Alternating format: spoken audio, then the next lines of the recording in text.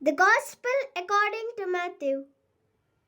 When the Pharisees heard that Jesus had silenced the Sadducees, they came together.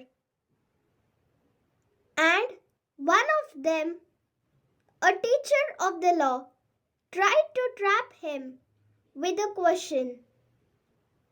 "Teacher," he asked, "which is the greatest commandment in the law?" Jesus answered, "Love the Lord your God with all your heart, with all your soul, and with all your mind. This is the greatest and the most important commandment.